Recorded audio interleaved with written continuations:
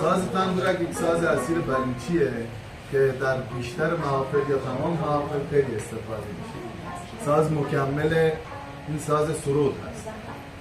ایشون آقای زبیر زنگشاهی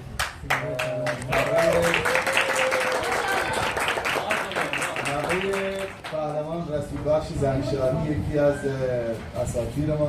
اساتید ما در ساز سرود.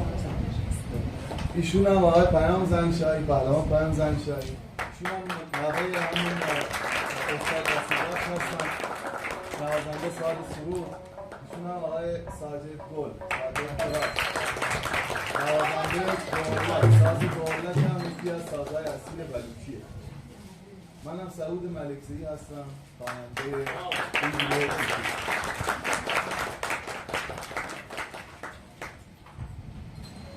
یک موزیک صوت براتون میزنیم که از استاد فیض محمد بلوچ ایشون رو خوندن و آهنگسازی کردن زمان 110 سال پیش. ما این رو هنوز زنده نگه داشتیم و براتون اجرا میکنم.